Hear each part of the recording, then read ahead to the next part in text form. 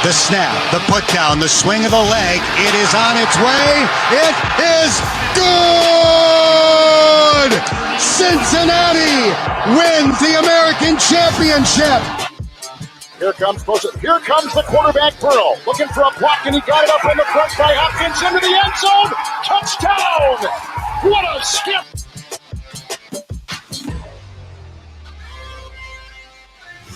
As there's a drive in a deep left field by Castellanos, it will be a home run. And so that'll make it a 4-0 ball game.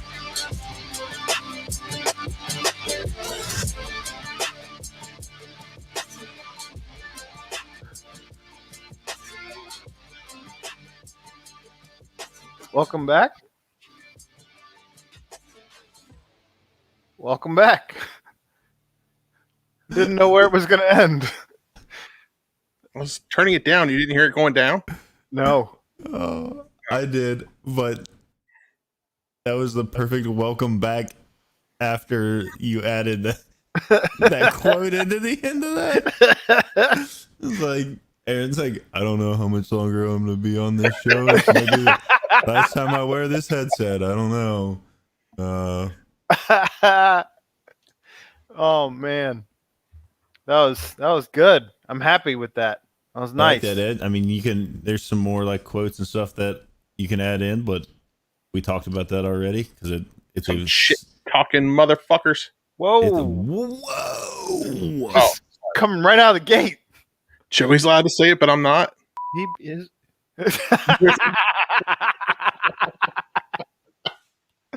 That's fantastic. Delayed. So welcome back to Pardon the Punctuation. I'm your host, Aaron. We got Ed Brendel here on the camera. And then, as always, we have certainly Ed Brendel.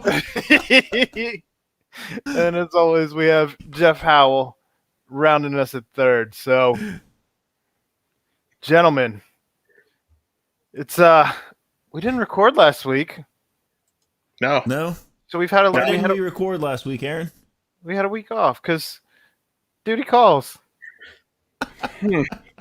And you had to go to a game on Wednesday, and I think that got rained out anyway. It did. It was not good last week. There's a lot of things going on for a lot of people. Rain, go away. So, the Reds just completed a 4-game sweep on Sunday, taking down the St. Louis Cardinals. I believe that they said it was the first time that I think Joey said it was the first time that had happened. Any 4-game away series. Not only was it, it was the first series win of a 4-game series in St. Louis since 1990, and that 4-game series victory was also a sweep. So then this sweep is the first one, 31 years. But was that the last time we had a 4-game away sweep? No, I think he said it was just in St. Louis. Just St. Louis? Yeah. Gotcha. Yeah. There's lots of things, lots of stats flying around anymore. Yeah, it was just numbers. It was just all related to St. Louis, which was immediately after the Reds put up the Castellanos Woodford flex. I'm still mad about that. Outside, they put it up outside the stadium, and then I guess today, for reasons unknown, they covered up Woodford. Yeah. Okay, you couldn't even tell. You couldn't even tell. It was like his leg and his shoulder. As he was crying. I don't think he was crying. He was just flat out scared. But I think he peed his pants. And he stayed in his PP pants the whole game. So you did have they took down or took off that part of the poster, and now it's been replaced with "Go Vote" or Vote Reds. Vote Reds. As you also had Buster Only out here asking on a poll question this morning, saying who's your NL MVP? Is it Acuna? Is it DeGrom Chris Bryant? Or Chris Bryant? Meanwhile, or other. Meanwhile, here in Cincinnati, you have 2 guys better than 2 guys there. I mean, I'd be totally okay if they left DeGrom on there, but Yeah. How are you including both Acuna and Chris Bryant when Castellanos and Jesse Winker are statistically better than both of them? Big market, big names, popularity Bullshit. contest, just like the All-Star game. I mean, I wouldn't be surprised if Only one of them makes it. Well, if like Barnhart doesn't make it when he is absolutely playing like an all-star catcher right now. You mean it shouldn't be Buster Posey? Hey, look, Ed.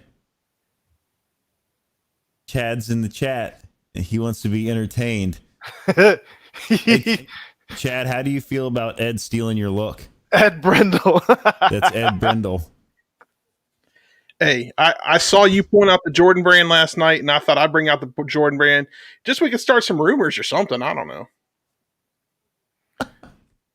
And we, of course, will get to the Bearcats, but I'm still ranting about. I mean, do you think that there's a chance of like they cannibalize each other because they are on the same team, both play in the outfield, and people aren't voting for two Reds? I mean, I think it's entirely a possibility. I don't think. I mean, they got the players' vote that comes in too at some point. So hopefully the players would. I mean, that's assuming that one of them doesn't like fall off.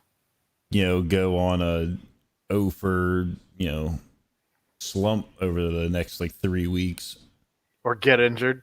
4 weeks. God forbid. I mean, the way the season's going, that could very well happen. How do you leave Winker off? Hasn't he had like 2-3 home run games this year? Yeah.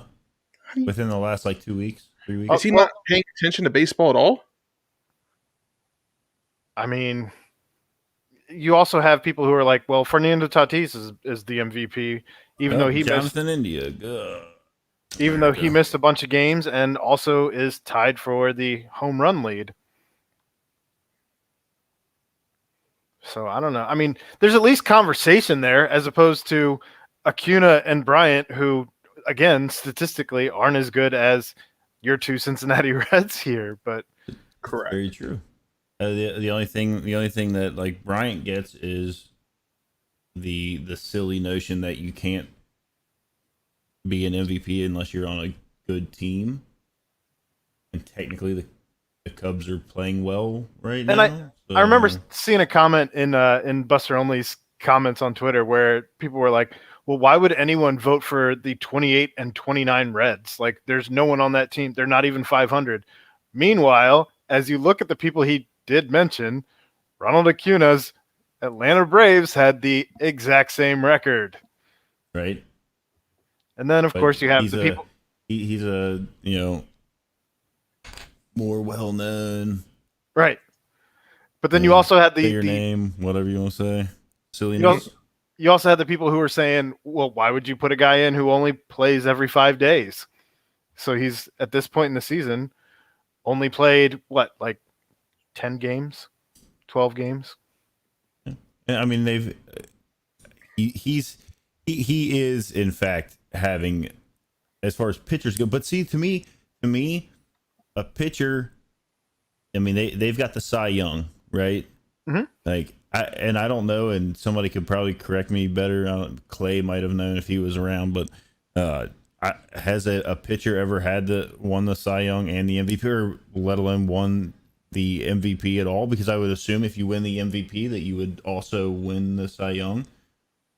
I would assume that everything would be, I mean, I would think you would absolutely have had a pitcher at some point. But to me, a most valuable player would have to be somebody that plays more than, once every 5 days. I don't disagree with that. This comes down to us being disrespected again. It does. I mean, they don't overlooked. I think it just, I mean, and that goes top down on all Cincinnati sports for everything except for like FC Cincinnati, which for whatever reason gets all kinds of national press and whatnot. And I think that will soon wane off. And, obviously we don't really talk about them ever, but it just, meanwhile, it is pretty silly that's like the one team that I ever see anything about, positive, where they're like, oh yeah, they're doing great things there. They're really building up a team. They're going to go through some growing pains, but look what they've done. They built this stadium with You know, crazy LEDs on the outside. And meanwhile, at least we're not Pittsburgh.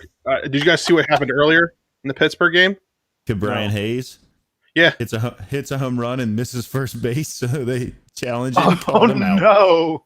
Yeah. That Just completely missed it. that is the Pirates to a T. If that's not the Pirates way, I don't know what is.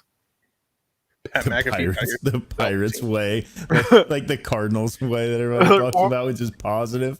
Or like the Patriots way. Yeah, it's exactly like that. That's the Pirates way. Oh man, it's just that is a bad baseball team, and like I almost like sometimes wonder like, would I rather just have like, if they're not gonna like put in and be good, like would I rather have a team that I just know is gonna be bad right from the rip, so that I don't put any hope or dreams into it at the beginning of the season? That's what I did with the Bengals last year. Like I knew that somehow with that line, Burrow was going to get injured. And when he got his knee taken out, I said, well, I felt bad for Burrow, but I knew it was coming. So it wasn't like an emotional heartbreak for me.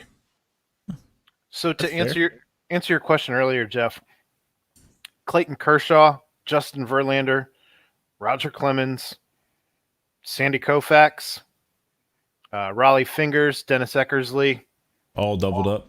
all are pitchers that won MVPs. Did they win the Cy Young the same year? I mean, I don't know how you'd win one and not the other. I know, but I didn't Google that much. I just Googled pitcher MVPs. I'm so proud of you. So I was really I don't hoping think- that while we were talking, Ed would do that and be able to be like stat guy hopping in and be like, bam. Well, first of all, I didn't take my ADHD medicine today, so I completely forgot what you said about 10 seconds after you said it. Sounds But I about right. did get on the Twitter and tell Clay, I said, where are you? Because we have questions for you. So at least I did that. And then I saw Evan hop in. Chad, Hey, but Chad you just know who told Ed would to have calm down. you know who would have took the time to Google that question, Aaron? Who's that? Oh, we're going back there. We're not again. going to that. Not this early. It's far too early. So, I mean, the Reds definitely made it interesting, though, in this 4-game sweep of the Cardinals. I'm definitely not done talking about that yet. No, absolutely not. And every game came down to the 9th inning, even a game that the Reds were up 7-0 in the 6th. And why did it come down to the So- end of the game? Aaron? So I see a lot of people, and this is a question that I think we can debate on. A lot of people have been blaming, and I think it's understandably so, blaming David Bell for the bullpen woes. And then you have the David Bell apologists who come in on the other side and say it's not his fault. He didn't put the bullpen together. It's to me not you don't have to be like a quote unquote David Bell supporter to realize that the situation he's put in can't. I mean, you couldn't go pick whoever your favorite all-time manager is, and they can't manage this bullpen any better than what David Bell's done. His hands are tied. He's got an ownership and a front office that decided that they were going to gut the bullpen under, saying that they were going to go use that money to go get a shortstop, which they then didn't do. So we have Kyle Farmer at shortstop, and while I like Kyle Farmer, we probably could have done better filling in at shortstop, or at least kept the bullpen.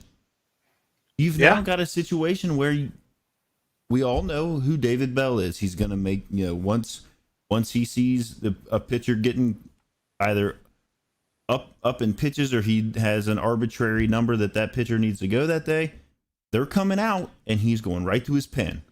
And at this point, you've got 1.5 relievers in the bullpen that you can count on. You got TJ Antone and Lucas Sims. Mm-hmm. And Lucas Sims, I only give him half because I don't know if he always knows where his fastball is going. But AG didn't look bad tonight. right, but He's I mean, inconsistent. Yeah. I mean, he's mega inconsistent, just like the rest of them. I mean, any major league pitcher for the most part can come out of the bullpen and throw have like one outing that's good, but you need to have reliable guys out of the bullpen and be the able guys to hold a 7-run lead. Like, why are you torching your entire bullpen? The guys that you got rid of in Iglesias and Archie Bradley, you could have had they were already on the books. Well, Archie wasn't, but Iglesias was already on the books. It was already money that you spent, essentially. Although he came off the books when you traded him. But how much have you DFA'd already? Well, and then I saw players that you're just not getting back. So we would have been better had you kept. And we all know that Iglesias had his own up and downs. Yeah. He wasn't always the most consistent closer, but it still would have been better than closer by committee when you don't have anyone who's good enough to actually close. Yeah, I don't know. I mean, you've got your self-proclaimed closer in Amir Garrett, who we've seen what that's been this year, and it hasn't exactly been lights out. No, to say the least. I'll full transparency here. I don't know that Iglesias and Archie Bradley are having bang up seasons with what the Angels and the Phillies. I haven't looked, so I don't. I mean, I know at the beginning of the year I saw a bunch of tweets about people saying like that's what happens when you put Iglesias in a game that's not a safe situation, because I guess he gave up a few bombs early in the season. I don't know if he's corrected that, which he usually did. I mean, he usually came back around with some solid outings. But it still comes down to the fact that you had a front office that had a chance. I mean, you still got an offense that we all knew was going to come together and click. Like they couldn't all be as bad as they were last year. This year, it wasn't going to happen. Everybody's going to play to the back of their baseball card at some point, right? You're not going to have everybody playing that far off their baseball card. And last year was a strange year, whatever, an asterisk you can put on it, however you want to do it. But you had a front office that decided, like, we're just going to go ahead it's funny that you say that, because I'm looking up Raisel Iglesias' stats here. This season, he's 3-2. Over his career, he's 21-34. His ERA is 3.91 this year. Over his career, it's 3.19. In 22 appearances, he's got 10 saves, 23 innings pitched, and 34 strikeouts. We always knew he was always a pretty high strikeout guy. And he's got a 1.0 whip, whereas he has a 1.12 whip for his career. Almost exactly his baseball card. So everybody's going to go back to that, and it's like when you say that, and then you've got a front office, whatever you want to say, ownership, front office. It certainly wasn't David Bell making these decisions. And you go out and they pull out their help wanted flag, and the people that they go get are all guys that got DFA'd or released by like every team in the league over the last 4 years. Well, and you replace them with a Sal Romano. You replace them with a Carson Fulmer. You replace them with Keith Hembry, Sean Doolittle, Hendricks. I don't even know his first name. Michael. Who's the guy Michael Feliz that they went and got from the Pirates. The Pirates DFA'd him. The Pirates are actively trying to lose. So maybe you thought, they're trying to lose. And his numbers that he had in a very limited scope were not too bad whenever he got DFA'd, which is why it was kind of strange. But you just can't. I mean, you can't build a team like that. We all know it. I mean, you don't have to. People are like, oh well, why don't you go be a GM? Well, I mean, pay me half or a quarter of what they make, and I'll give it a run. But I can certainly tell you that I'm not going to look at these guys and think, oh, this is my ticket to making a name for myself. I mean, Dick Williams left for a reason. Well, so, and it came up on the broadcast tonight even. Like the fact that Larkin and Sadak can't even get away from the conversation themselves. Yeah. It is, what are you going to do towards the end of this season? even if you do put together enough wins here in the next third of a season to where you're competing for a pennant, but at some point, this bullpen, even as bad as it's been, their arms are going to fall off. Yeah, we'll just choke. So then what do you do? Yeah, we'll just choke in the playoffs again, like we did. What 2000, whatever that was. 12. Yeah. Or Unless 2020. unless he's holding his starters back so they can pitch longer towards the end of the season, Which to me is silly. Like you gotta win games. Like you can't put yourself 10, 15 games out of it. And I realize they aren't 10 or 15 games out of it right now by the bats of Castellanos and Winker. Are they not out of it that far? Although that wasn't good there. And you've seen some flashes from India of late. You've seen Tucker. He's having a non-Tucker season as far as his offense goes. You've seen, some other guys come around a little bit with their bats, but you wonder what this team looks like once, a Moustakas comes back. Joey came back tonight. And Lorenzen's supposed to come back. He claims he can come back by, before the All-Star break. And then what does this team look like? I mean, so that's a bullpen arm when Lorenzen comes back. Sure. But you get 2020 Lorenzen, who sort of turned it around a little bit towards the end. Like you get that guy. What do you get out of him? I mean, he was injured, and he said like he wasn't. Yeah, he didn't think he was as hurt as he was. So yeah. Really, what are you going to get out of him? And I like Lorenzen. And I also don't want to trash talk Lorenzen at all because I think he could flex his bicep and pop my head open. So like an orange. I was going to say he would squeeze you. And, yeah. But he also might do it in. I don't in the know name what of this Jesus. team looks like. I don't know what this team looks like. I don't know where they're going because I feel like they need if they want to do anything, they obviously need to improve in the bullpen. Do they have bullpen help in the minor leagues? I would think no, because if they did, they would have called it up by now. If they had help at the alternate site, they would have called it up by now. Well, do they have it? Do they have they're in this odd, like I was talking to my brother-in-law about it, they're in an odd spot wherein if they choose to go get relievers, who are they going to part ways with to go get those relievers for this team, right? Are you selling the future? The farm's already like right. There's nothing in the farm. Not there great isn't. shape. There's not a lot there. There isn't. So you're gonna have to move some pieces you probably don't want to move, which is probably why it's not going to happen, and which is why you have to look at the DFA heap.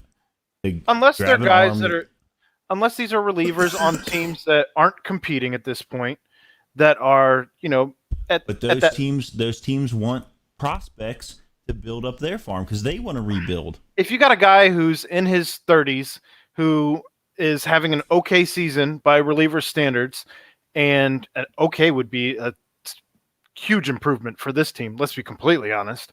But right. you have a guy in his on the last year of a contract who's on maybe a 1 or 2 year deal, and you're not sure what you got. You're not necessarily parting ways with a ton of prospect at that point. You're just eating the salary, essentially. Maybe throwing cash in a player to be named later. Yeah, I mean, maybe you can find somebody to do that. But if I'm another team and I realize, hey, the Reds really need bullpen help to make any kind of run, that price just got a little bit higher. Or you're happy, as you get down to the trade deadline, to move a guy off your roster for anything at that point, to not have to pay him because you have nothing going on. You somebody's coming in to scrape the cupboard. That could also be a thing. It's not like the Reds don't have money to do this, and I'm tired of hearing poor. We're broke. We have nothing. We don't have any money. I hate you both so much. We spent all the money on bobbleheads. And then it comes back to like the things that we've talked about with Clay in the past. And I know I beat this drum a lot, but it's like if you aren't going to spend money to have a competitive team and you're just content to say that you own a major league team in any sport, sell the team, please. Like, there are those of us, because like, look, I really love going to Reds games. I love doing it when I was growing up. I'm going tomorrow. I like taking my kids. It impacted the illegal substance crackdown in Cincinnati. Okay, Chad. So Chad just brought up the whole illegal substance thing, and I guess the MLB is saying they're going to suspend people for 10 games if they find them with foreign substances. And there's already been, it's been reported by numerous Twitter accounts across there, because all of these stats are tracked and all the spin rates and things. And there's already been a decrease in spin rate across some folks who had some pretty high spin rates. Yep. So it will be interesting to see like how that levels out, like where that, and I don't even remember who was talking about it, but there's going to be some guys probably that were using it that elevated themselves pretty high. But if it is totally taken out of the game and is wiped out, like you're still going to have pitchers come back kind of to the mean, right? You're still going to have your guys that are elite, even though they're not, maybe averaging 14 strikeouts a game or per 9 innings like DeGrom is right now. Who's I the would guy be that got interested to see. I would be interested to see if like TJ Antone's nasty curveball gets a little less nasty here over the next month or so. or if that's what was going on with Luis Castillo? I mean, Trevor Bauer, who everybody knows, like I like Trevor Bauer a lot. I think he's pretty smart, pretty intelligent guy. Does everything probably with a purpose. He's always said that like there's no real way to increase your spin rate without using like Something. increase it to a noticeable Sweat factor, right? Whatever it is that you can use, essentially. Yeah. His has already decreased. So did you see what Garrett Cole said earlier? No. Garrett Cole, he was interviewed and he basically was like, because I guess he's had, since they said they were cracking down, he's had terrible outings and like back-to-back terrible outings. And they paid him quite a big paycheck, crazy money. And he's just like, if this is how the league wants to go, then we're going to have a conversation in league and make sure that everyone's pulling the same direction. Basically just saying like, we're going to try and talk the league into making this an okay thing. Well, I mean, here's the thing is like, so I saw, you guys probably didn't watch it, but I watched the Padres Cubs game last night. Towards the end of the game, they brought in Maples, and he's got a pretty wicked slider, right? And he had less control over it than I guess usual, per what the announcers were saying. And he hit like 4 batters, and he was throwing the fastballs that were like missing horribly. At when you get guys that are throwing in the high 90s, touching triple digits, With if they stuff don't that have breaks like if crazy. they don't have some way to grip a baseball enough to have spin on it, control of where it's going, where are you running the risk of somebody taking 102 mile an hour fastball off the dome or in the ribs for that matter? I mean, you want to talk about hit batters? Going back to the Cardinals again, the Cardinals have hit more Reds batters than any team has hit another team. You got to think that that's some carryover from the opening series of the season. I mean, they've hit a ton of batters though. I don't know how many. I believe it was at 8 before the series even started with the Reds, if I'm not mistaken, or it was at like something like 5 or 7 games, whatever it was, and it was 8 hit batters already. That's insane to me that there's that many hit batters. I will. I mean, it's going to be an interesting story to follow the rest of the year, because you've got these, the Twitter accounts that pop up that are just sharing videos of clips of pitchers on the mound going to their hat and it's not just like like wiping on the head. It's like their fingers are like you can see the skin on their fingers like stretch as they pull it away from whatever they're wiping on their fingers, and it's like it's very clear. It's High definition, getting them. The MLB was like collecting baseballs at the beginning of the year, and I'm sure what they found was that there's a ridiculous amount of sticky substance on these baseballs, and they're like, we got to do something about it. But you're gonna immediately suspend these guys, 10 games right off the jump. And it's also a tale as old as time. Let's be completely honest. And that was another point that Garrett Cole brought up when he was talking about it is we got this from the generation before us, and they got it from the generation before them. We're not doing anything any different from the generations before us. I mean, you think back even when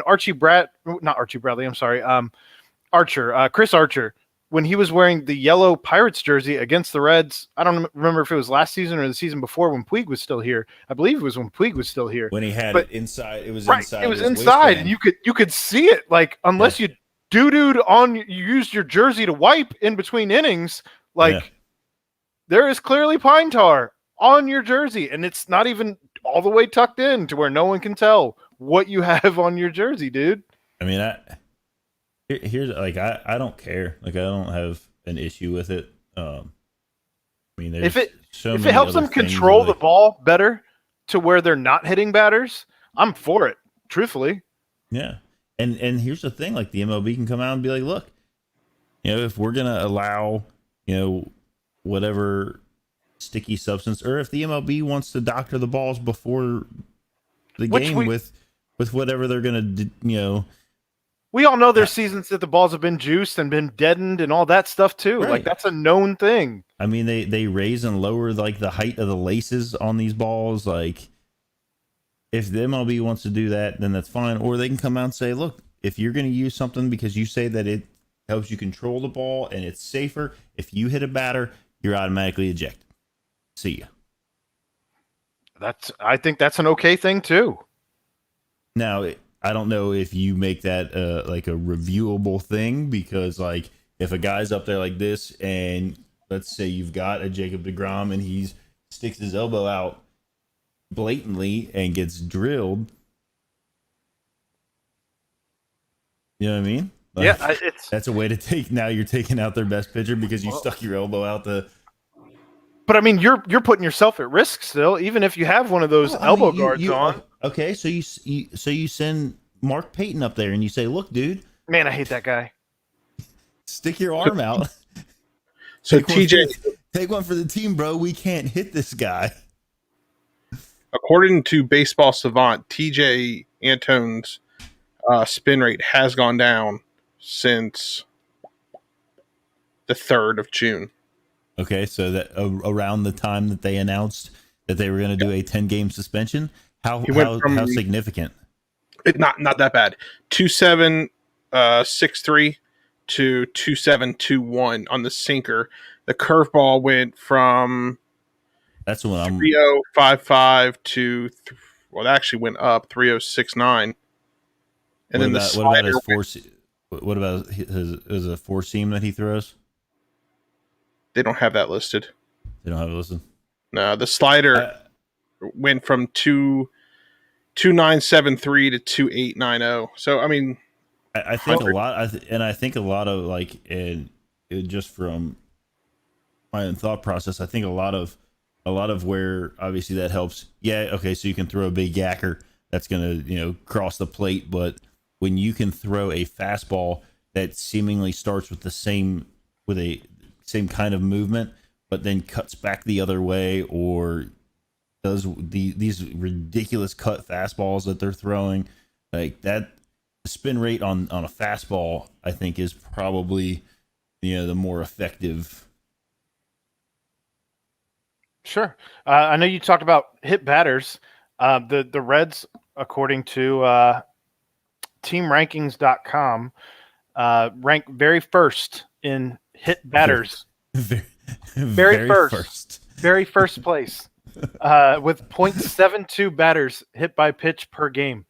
That's almost because we played the Cardinals and the Pirates a bunch of times a year. Well, yeah. the Pirates have gotten way better since Homeboy's been out. And India seems to get hit quite a bit. Hurdle.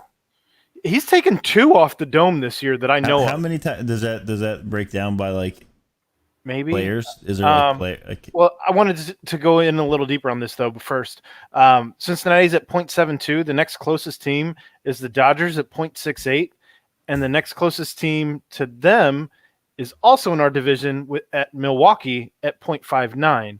After that, like there's only 1, 2, 3, 4, 5 teams at 0.5. No, that was including. Yeah, there's 5 teams above 0.5. Everyone else in the bigs is below 0.5. Less than half a batter a game. Yeah. And there's 2 teams at a quarter of a batter per game in the Yankees in Colorado. The Reds have 3 times more batters being hit than some of these teams. That's crazy. And if you so I guess that's where you'd have to be kind of careful about if you're ejecting people or if you can measure intent somehow, which is a very tricky thing to do. Like, I think we all know when you see a guy who's up there at a 3-0 count and he takes one, off the ribs in a game that may or may not really matter at that point, you figure they're throwing at him. But let's see if it does give me a I'm looking at the player by player. Naquin's been hit 4 times. Suarez has been hit 3 times. India's not been hit more? No, I don't see him listed on here. Naquin's the first one to be listed. He's been hit 4 times at number 20. I don't know how accurate this list is, to be honest with you, because this list was updated. This is from team rankings. So the number 1 hit guy is Mark Canha from the Oakland Athletics, who's been hit 12 times. Oh my God. That's wild. I thought Jonathan India had been hit like at least 4 or 5. Crazy hot. Somebody call Jack. And the Athletics, Shohei Ohtani's been hit 3 times. You can't be hitting that guy.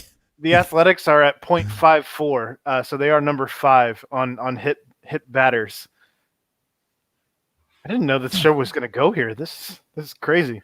We became a big stat show all of a sudden. Well, I mean, got to do something with it. You want something to back up your argument, though. Like otherwise, it's just out here all nimbly bimbly. So, I mean, obviously, this is going to be a big series with the Brewers. Yeah. Well, and then they're in a hole right now. If say they lose today, I mean, the Brewers are the hottest team in baseball. You have the Brewers 6 of the next 9 games, including the game tonight.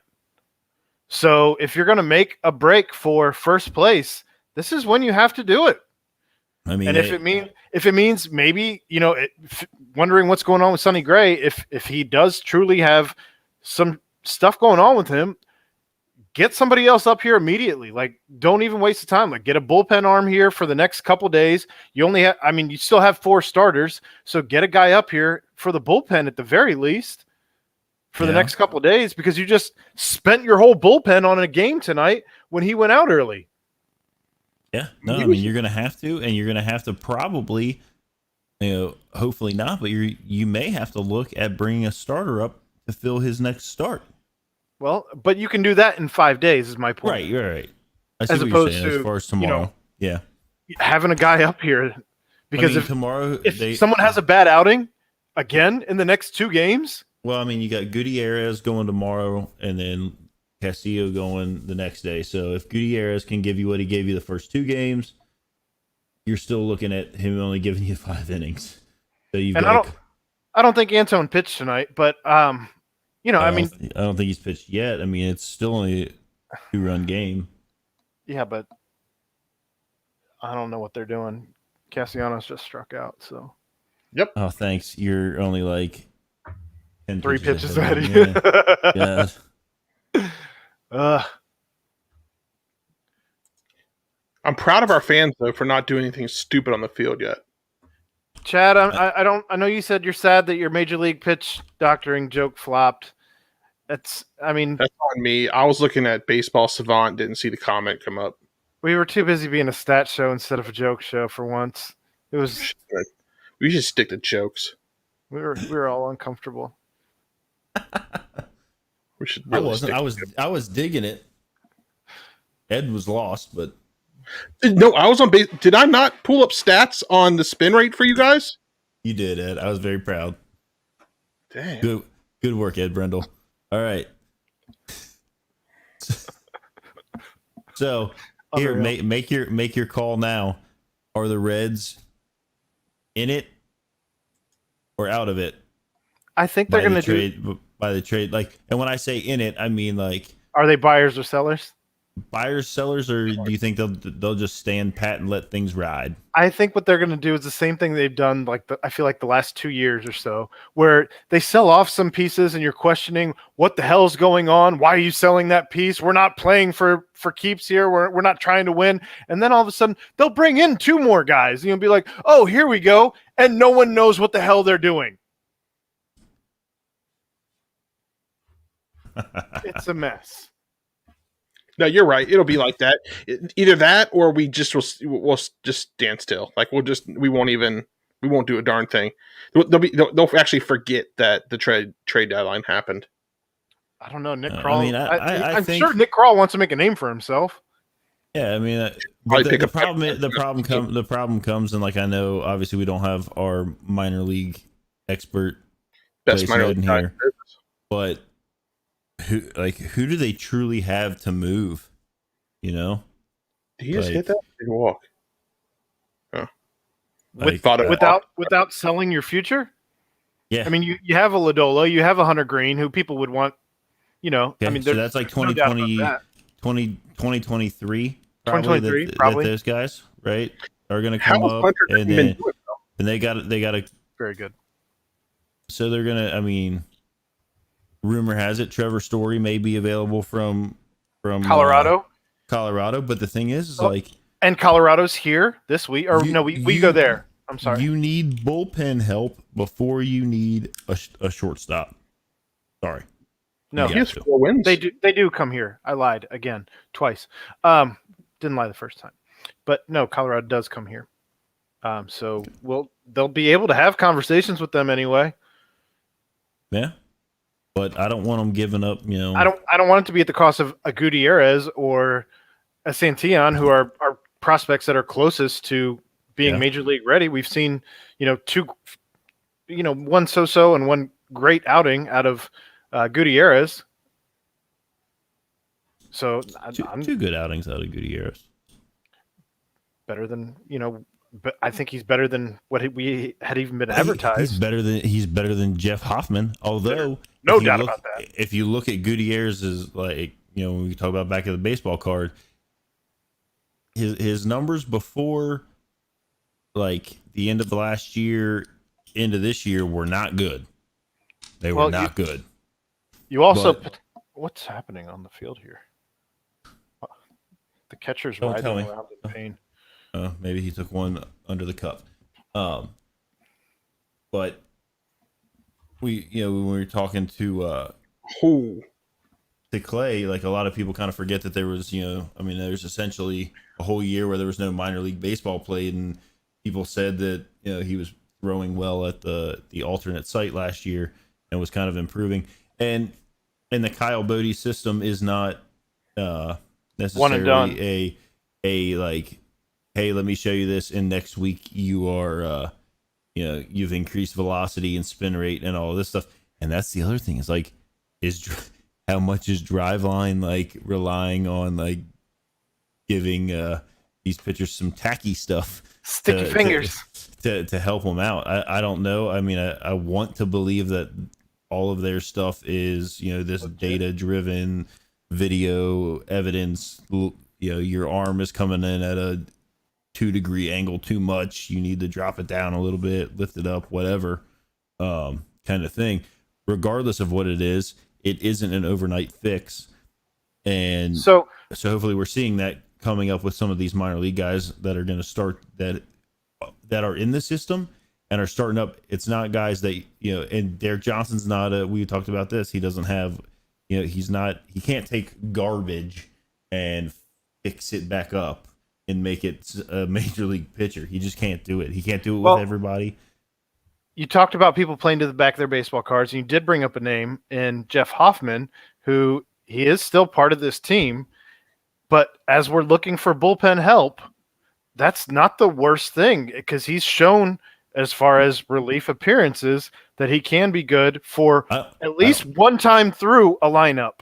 I don't have an issue putting him out in the bullpen. So then you maybe have another long reliever, as right now I believe that TJ Antone's probably the only guy that you have when you talk long relief as maybe a 2 or more inning guy. Yeah. So I'd be totally fine with him being in the bullpen. Let's see what you got there, because otherwise we'll DFA you too. Yeah, I mean, we can DFA you and pick up somebody else that's been DFA'd. It's hard being a Reds fan. It's hard being a Cincinnati sports fan at the professional level. It's difficult. We thought it'd be easier with FC, but it didn't. That's true. So I don't know. Have we beat this horse into the ground at this point? I think we have. I mean, they're in an important stretch, and we'd like to see them. I'd be okay with them even getting four of the next 6 here in this homestand. And if you can get 5 or 6, but here's the thing: they just need keep to winning series. Just win series. You'll get back. Like, you don't want to be like way down low and start having to just win series, because that's when you got to start doing crazy stuff like they did at the end of last year and win 10 games in a row and all this. And you don't expect them to go on some crazy outlandish like 10, 12, 15 game streak. But if you can keep where on the standings, that last column where it says last 10, and it keeps saying above 500, you keep that in the positive column, you're good to go. Yep. Absolutely. What would you like to talk about next? The Cincinnati Bengals? Briefly? I mean, there's not a whole lot to cover with the Bengals. If you wanted to cover it, I would say it's good that they got everybody signed. That's a good thing. I think Jamar Chase's. Oh, you got the Who Day shoes. Okay. There's the Who. I did. Got my Who Day shoes. There they are. So they did get everybody signed with Jamar Chase and the defensive end. Joseph Asai. They got them inked this week. Jamar Chase's contract, the way it's structured, it doesn't look to be a huge hit on the salary cap. So they still have, honestly, a decent chunk of change to whether they decide to go after one of these free agent linemen, offensive linemen that are still available, like a Moses. What's his name? I don't think it's Moses Malone. You're talking about the guy from the Washington football team? Yeah. I forget what his name is, but I know who you're talking about. So you got he's a monster. You got a tackle from the Redskins who's been a starter. You got I think there was a guy from the Saints that was cut as well. But I don't know. There's some OTAs going on and stuff. So. There's some guys out there. Let's just say that as far as the line goes, and everyone says we haven't addressed the line enough. There's also T. Higgins and CJ Uzama. They've been talking about how the ball's been hitting them in the hands a lot harder. Well, I mean, look at him. He looks a little broader in the shoulders. Well, when you're coming off of a leg injury, I would imagine that you probably go a little harder in the weight room, because your arms and chest is what you can do without there being a limit or any type of pain. Yeah, absolutely. Or even there's not really a break there as opposed to the leg. So yep. I think that obviously we're going to talk more about the Bengals as things in the summer progress more and as the season gets closer. But I honestly just brought the Bengals up so they could show my shoes. I thought maybe you wanted to talk about Joe Burrow's new teeth, because we haven't talked about them on the podcast yet. Did he get new teeth? Yeah, he got veneers. Good for him. Yeah. You'll notice anytime you see him talk or smile. I don't know how you have not noticed yet. I mean, I don't really like look at dudes' teeth. Yeah. You can't miss them. They're ridiculously white and perfect. Good for him. Good. Indifferent. Speaking of which, I need to make a dentist appointment. I chipped a tooth. Oh, that's the worst. Oh, That is the absolute worst. Now, you don't ever want to do that. Outside of that, there's not really a whole lot to talk about. I know they've been doing OTAs. Jamar did say that he and Joe can just look at each other, know what the other are thinking. Whether he's saying that for effect, just for fun, and knowing that they're going to write something up about it, I think or whether it's an actual thing. I think that's one of those things that like a lot of guys get when they're, when they're teammates and they work well togetger, set historic records and win a chip. It's kind of one of those things where like can we also like I know we're kind of done with the Bengals and that like what you were just talking about, kind of like you said historic records and like good thing. Can we talk about the utter disrespect that Desmond Ridder is getting all across like everything? Anytime I see something come up about like best returning quarterbacks, and then when it comes to like best returning quarterbacks outside of the Power 5, and he's like not at the top, that's just pure disrespect and ridiculousness. I saw him Saturday. He was working the camp up at UC when I was there covering for BCJ, and he looks like he's in fantastic shape.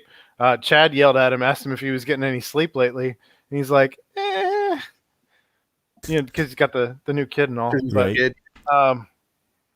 Yeah, he looks to be in great shape. As did Sauce Gardner, who looks just. He's at 205. Jeff, I think you're on mute. I can't hear you. Wife.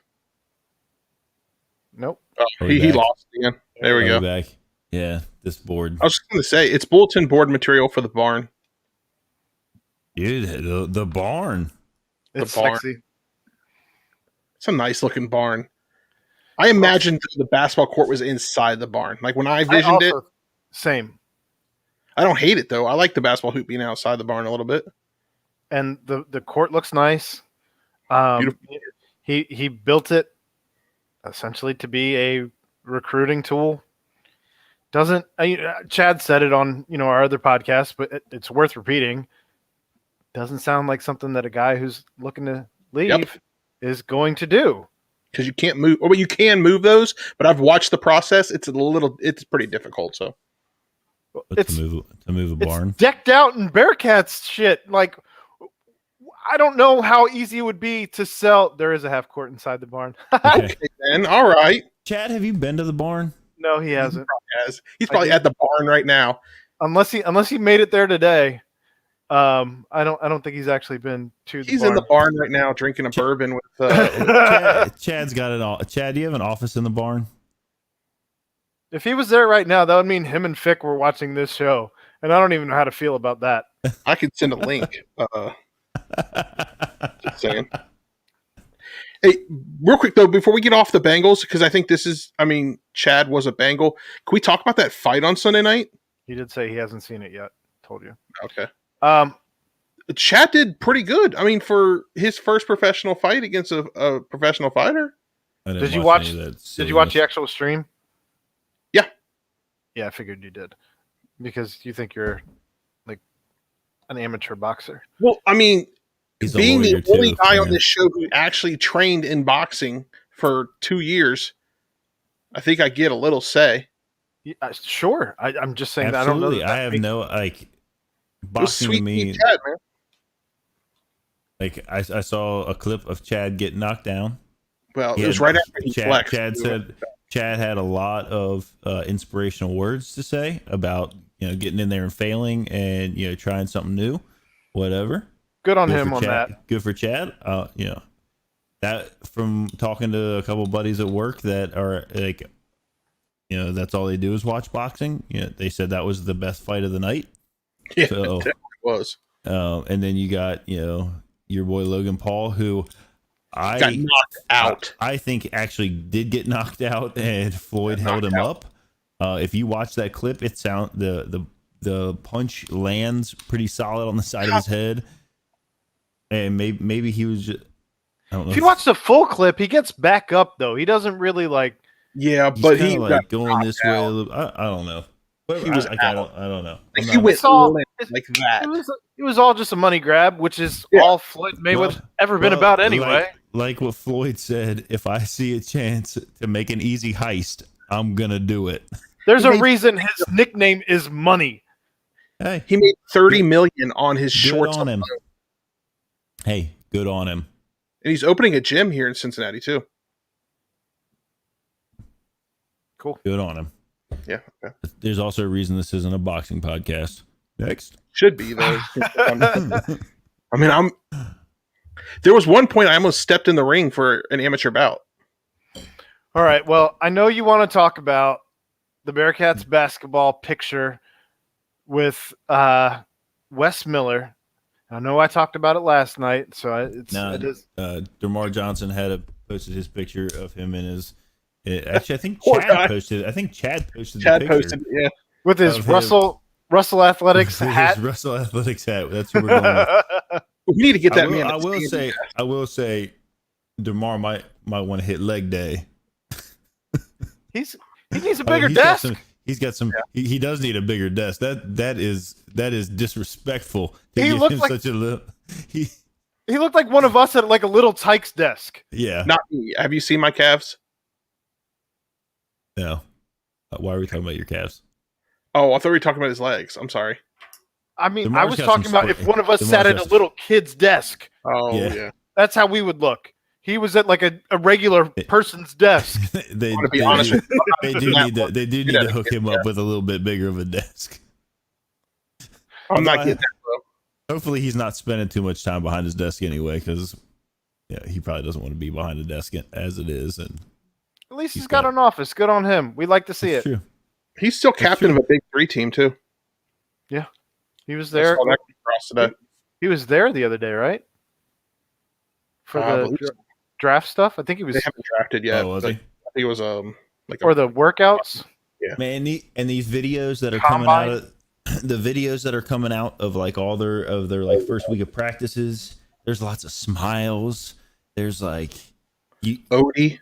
they all look engaged, like they're not scared they're gonna get bonked.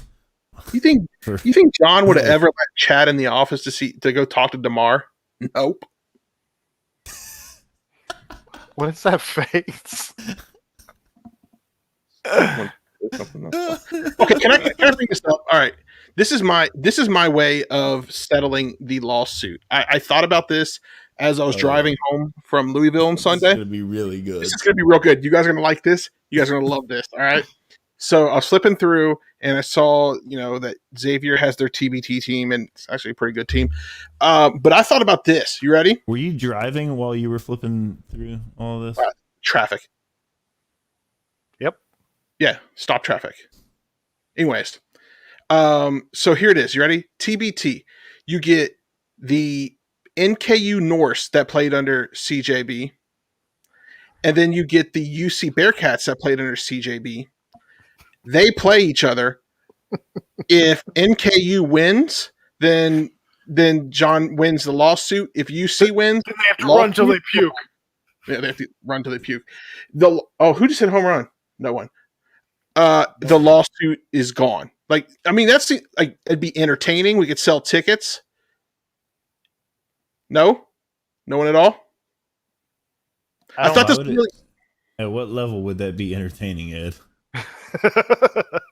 just you got then you got like John Ed. sitting up in the seat somewhere, and so the camera keeps panning to him as the Bearcat. Like you know that Jaron is not going to let an NKU team beat him. So I mean, who's all on this team though? Yeah, who are like on I the- said, all the Bearcats that played under CJB and on the Bearcats You team, can't- and all So- the You so can't which do team- that. Which Yeah, team, the does TV Chris Vogt, TV. which team does Chris Vogt play for? he gets to make a decision.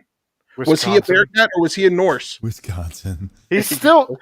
They're all still like we'd have to He's a- wait a couple of years for this to happen, Yeah. and that's if no one goes pro, because you can't go to the TBT because it's making money professionally. You don't think we have enough? This is think an we have enough exhibition. Bearcats? This is an exhibition, Aaron. Yeah. It's like an alumni. It's like an alumni game. But you don't think we have enough Bearcats that graduated under CJB to beat an NKU team? I don't think Jaron, Trey, and they don't even have to graduate. Ed, that's what I'm saying. I don't. At what level is that entertaining? I don't. It'd be entertaining for us to watch John Brandon sweat it out. your NKU team would have 4 years of players, and the Bearcats would have what? Jaron and Javen. Trey Scott wouldn't be allowed to play because he's playing professionally still. But Aaron, this is hypothetical. Aaron, you're so thinking, you can you're pick thinking anybody. way too logistical into this. Can you? It's not really going to happen, Aaron. So like you can really like make this stuff as you bring up a situation, and I'm poking holes all the way through it. Don't poke holes in it. Just go with it. Don't poke holes in Ed. Ed's been talking about this for a week, Aaron. Stop poking holes in his awesome theory. You do get Big Rat back, and you get Sorolla. You get Sorolla back. He'll come back in his Mini Cooper. I'll give him a parking spot right. Ed, Oh my god! Ed was so happy about this. Did he sell it to somebody in Chicago? We can contact people in Chicago. Ed, wasn't there something else that you wanted to talk about? Chad's still on here. Does that make legit?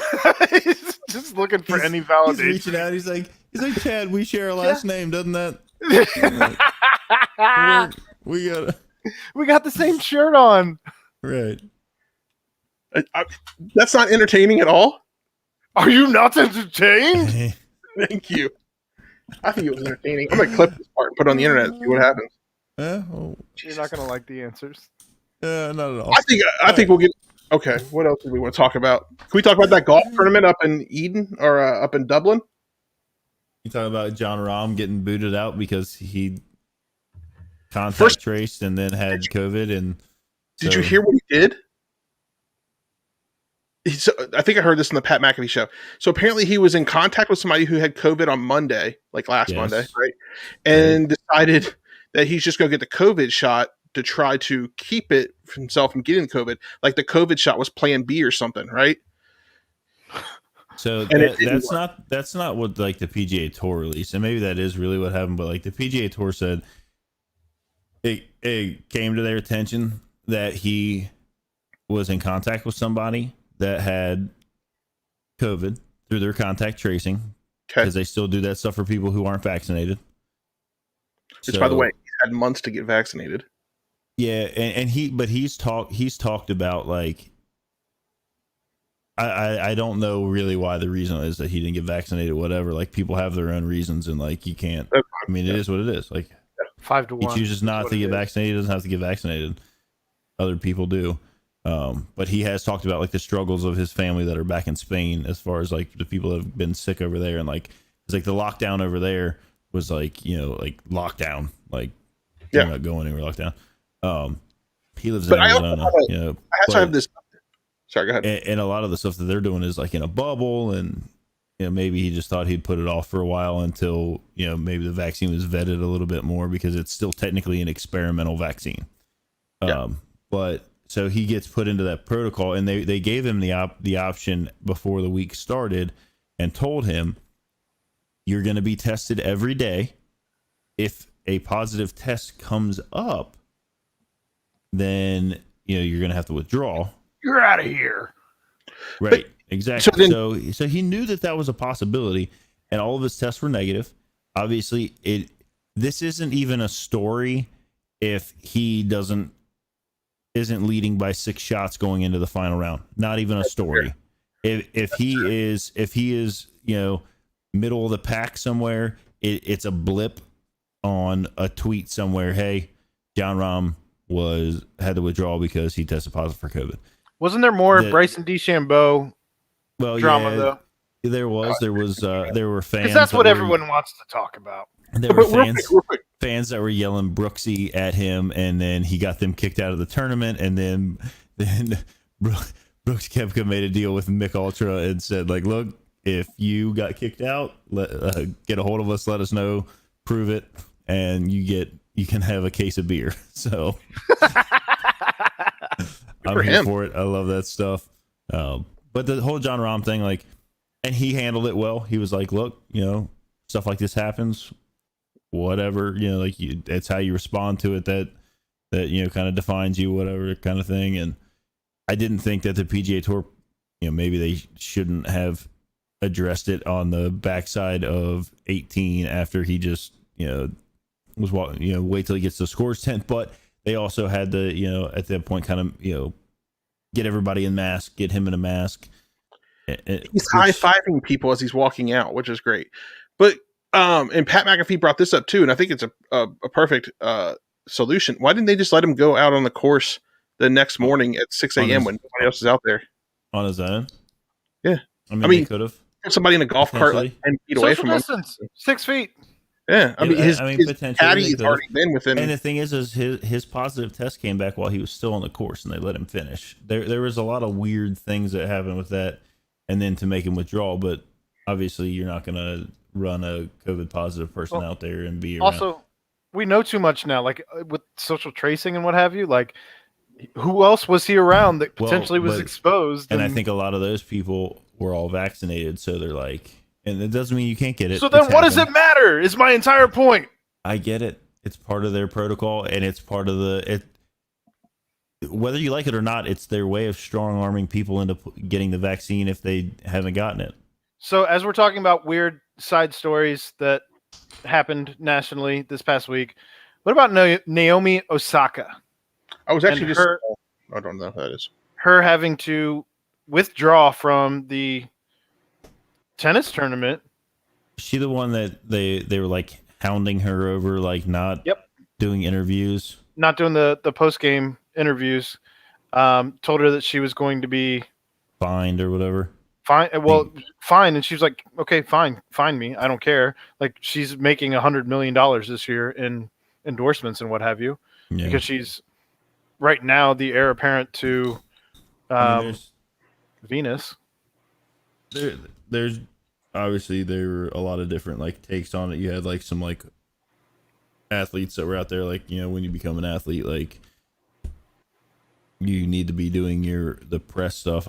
I mean, if you don't want to do press stuff, like, yeah, I'm just here so I don't get fined. It is what it is. You got to take care of yourself as far as I'm concerned. So like if you see fit that they're also asking her, tennis, for what whatever reason, the tennis pressers, they ask people the most ridiculous questions, and they'll ask the same question over and over and over and over again in different ways to try and get the answer that they want so they can run the story that they want. So they're out here getting literally like just aggressively almost taunted. Like I don't follow tennis enough to know. Like, I did see the story and I read a little bit about it, and like that's a lot of as far as I'm concerned, with a lot of the things that are out there, if the person themselves is making a decision in their own best regard, I don't have a problem with it. I just wondered, like, on the flip side of that coin, if you have anybody who doesn't want to do a presser, not doing pressers, who's actually going to do pressers? So okay, that's problem for You know what I mean? Like, I think what you're saying. Yeah. Maybe if that's like part of your, like, if that's part of what you sign up for when you sign a thing that you're gonna do. Well, you could just turn it into an advertisement for a movie like LeBron James did when he lost. I mean, the thing is like you're never gonna have like everybody say, I'm not doing a presser. I mean, Lexi Thompson didn't do a presser at the end of the U.S. Women's Open when she dumped her shot into the bunker and then didn't make the playoff after she was leading. The people that you do want to talk to are either going to be the people that are always winning, and then maybe they get somebody that had a horrific heartbreak at the end of the correct tournament or match or game, made a big flub up, whatever. Like, I don't know. I guess like when you're, I don't know where the medium is. I guess is where I'm saying. Like, I don't know where you draw the line. But you also have to think, like, some people, like so like tennis, for example, is a very obviously individual sport, because not every match is a doubles match, or I think that's all they go up to is doubles. So like, not everyone is a doubles match. Like, you're not, you're an individual sport. You're kind of like to yourself. So that's between the governing body of tennis, I guess. And if they're gonna fine you, if you're saying, hey, this is for my own mental well-being, this is for in my best interest right now not to do this, I'm okay with. I understand I have to pay a $10,000 fine or whatever it is. Yeah, Now, I don't think you should. Now, is that unfair to the people that don't have the money to do that? Maybe, but life's not fair, right? So, like, if they want to get up there, if those people feel like it's not good for them either, and they want to get up there and say, "I'm just here so I don't get fined," or give one-word answers or whatever they're going to do. Generally speaking, though, those people that are going to be up there are probably in line to make some money. Right. I don't, not everybody is as good of a networker as Kyle Washington. So I don't think we should force everybody to get up there. That's true. Kyle Washington did have some pretty good press. He was a very good networker. Press stuff. But I don't know. I mean, if you're okay with paying, if you're okay, just like I tell my kids, your choices, whether they are, in your best interest or not, which, whatever, there's consequences. But if you're good with like saying, I'm not going to do this interview, I'm going to pay my $10,000 fine, but it's in my best interest, whatever. And then you probably write that off on your taxes somehow at the end of the year.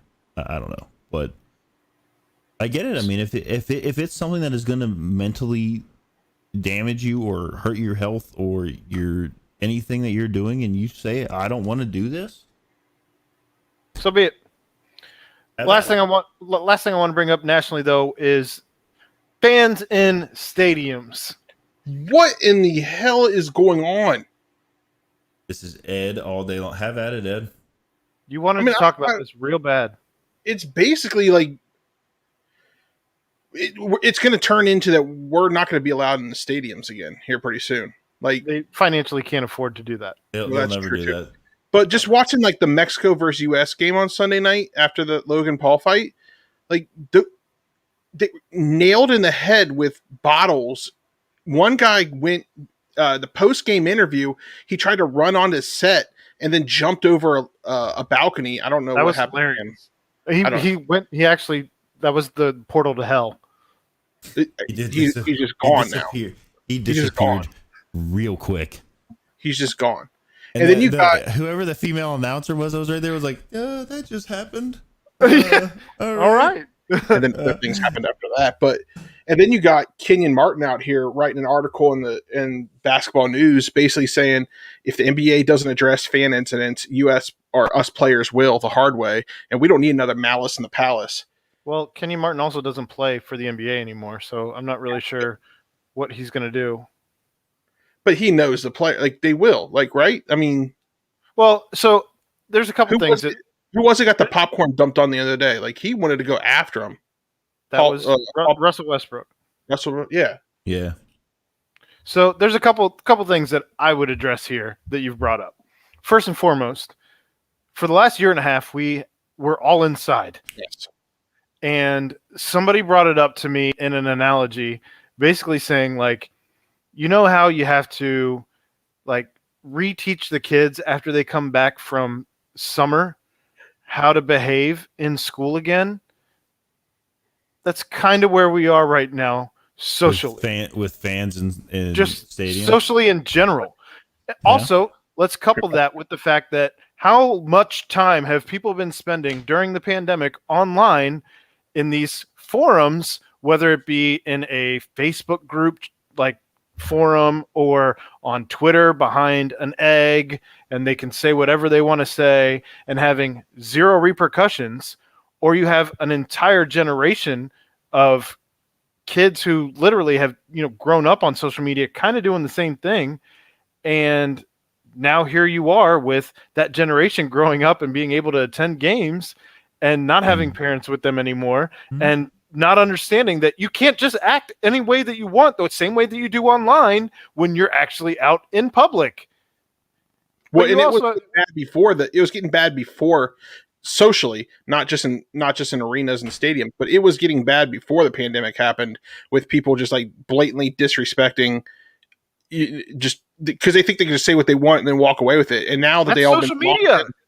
exactly, 100% social media. and now that they've been let back into society after being shut down for a year. I will say, like, I think the NBA is. I mean, I don't watch the NBA. I don't care for it. Whatever. I've been watching them. Their fans are too close to the action. That's fair. Okay, and that you can have that, but I think that they're handling it properly by not only banning them, but looking at some charges. I think some of them have been wildly overcharged, but you should still assault with a deadly weapon. You should still face.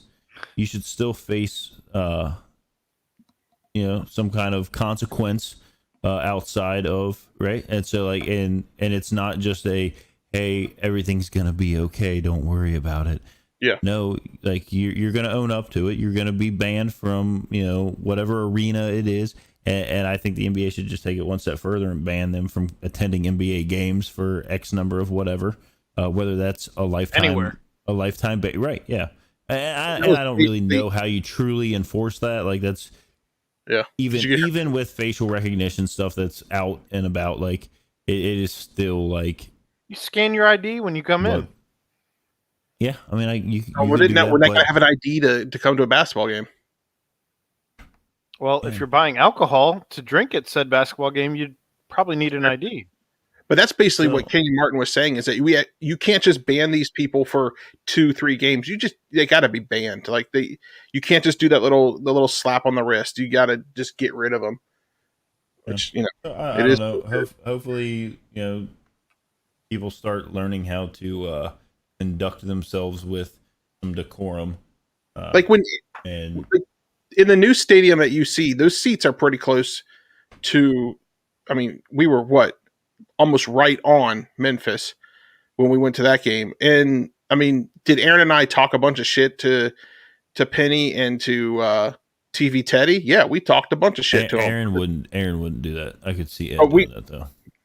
There was a player who told me point blank looked dead at me and said, "You shut the fuck up." Well, then the girl behind me, I had to tell her, thank you for the. I had to tell her, but like we had our limits, right? Like we weren't cussing at him. No, we weren't, because we knew that that's how you get kicked out. Exactly. We're not trying to talk trash. Seats we've ever had. Yeah, I wasn't trying to get kicked out, of course. I'm not trying to get kicked out of that one. But I don't know. I mean, I don't think I think it's going to get worse before it gets better, unfortunately. Yeah, there's probably going to be more. Obviously, like for whatever reason, they pick basketball games to do silly stuff like that. Soccer, because those are the games that are on right now. As pandemic has really lifted. Soccer worldwide, that stuff happens. Like at baseball games, like. And I think a lot of it is like what you said. Like, I mean, they're right on the court. Whereas like a baseball game, they have to make like this. You'd have to kind of hop the wall. You have to. Right, like, you don't have players like walking out like right underneath. I mean, over at the dugouts maybe, but like, right. Whatever. We did get one guy on the field during a rain delay, didn't we? Yeah, that was in DC, and that was a naked guy, and he dove inside the tunnel inside the. He dove inside the tube, and then they were like at each end of the tube. That was funny. That made me laugh really hard. But we'll give that security guard a bunch of credit. Was it the Phoenix game when he came out of nowhere and just speared the guy who came out on the court? But see, like to me, like think back to like the guy that jumped on the field and like ran out there when the Bengals were playing the Packers and like took the ball from Brett Favre. Like that guy, like that was funny. Like that's funny stuff. Like you can't do it. You should have some punishment for it. Could have been dangerous though. But it could for him. For him, it could have been for Brett too.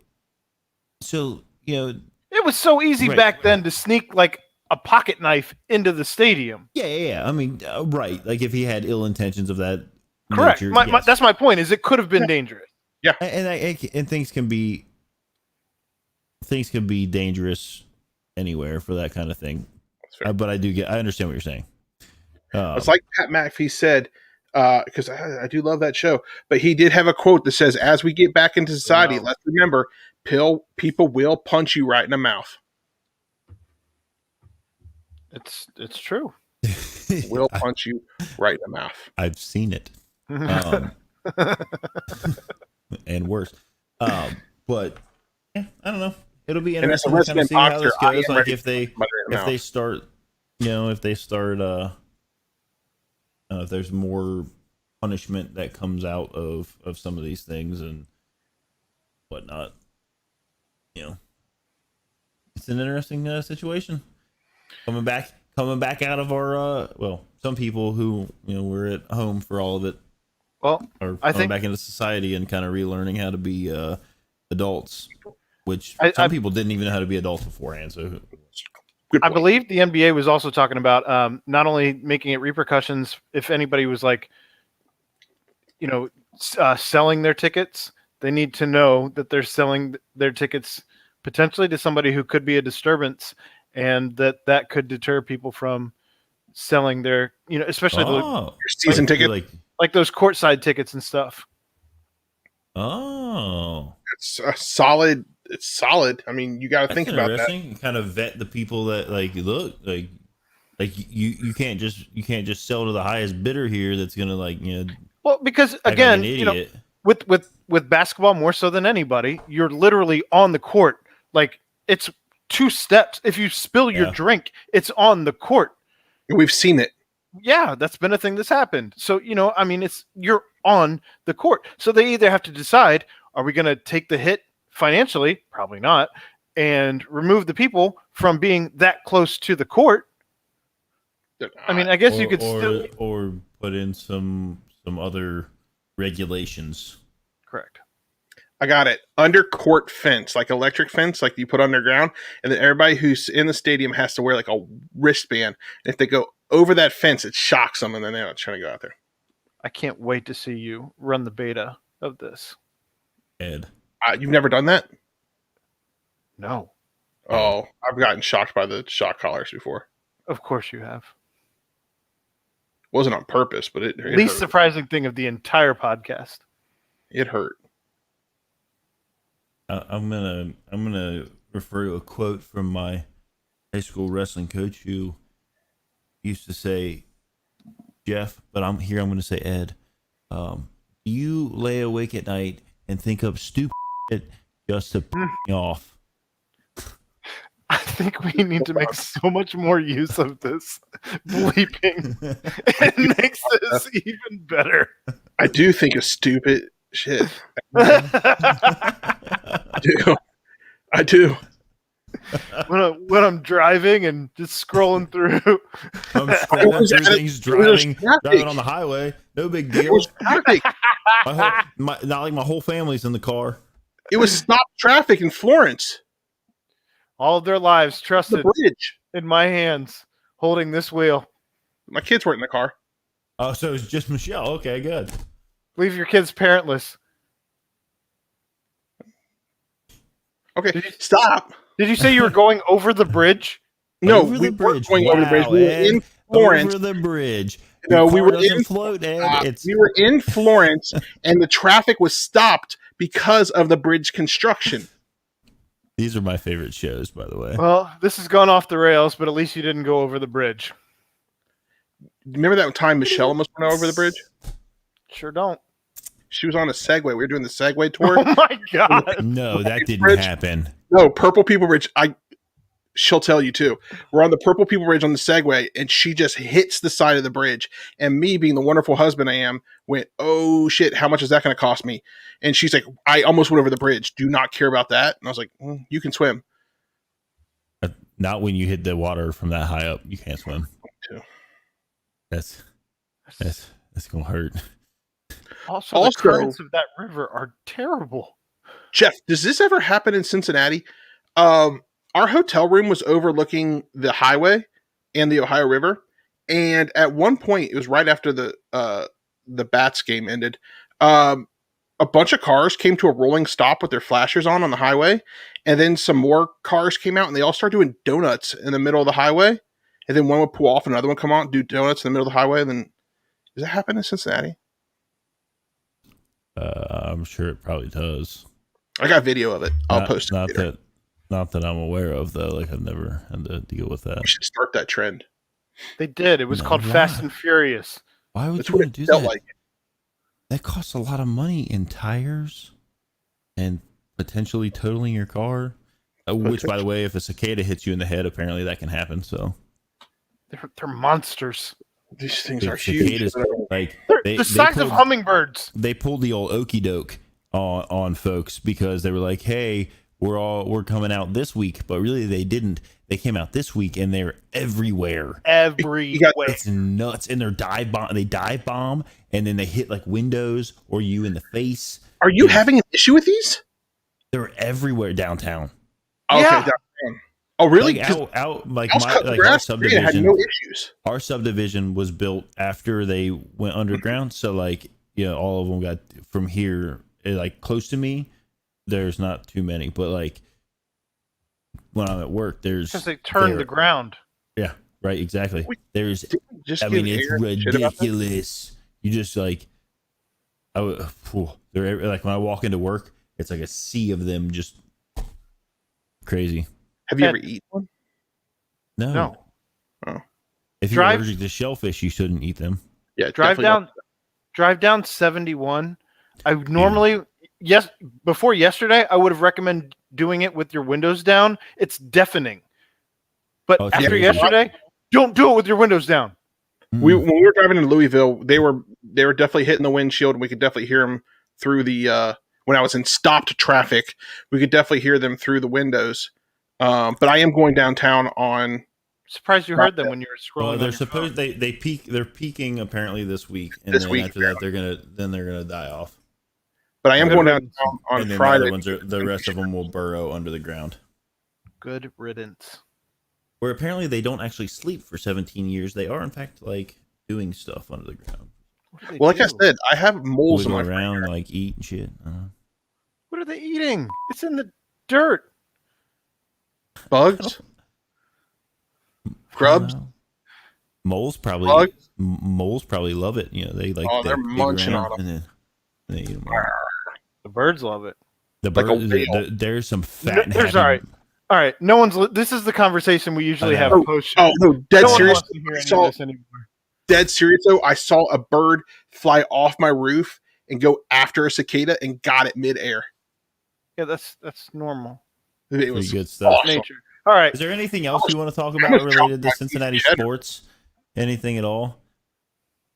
Did the Reds end up losing? I guess because I They turned did it off. 5-1. It was gross. That's disgusting. All right, this was another episode of We're done. Pardon the Punctuation. Again, I'm Aaron. He's Ed. Brendel. Brendel. and for Jeff, that was another episode. We're out. Goodbye. Ba-dum-ba.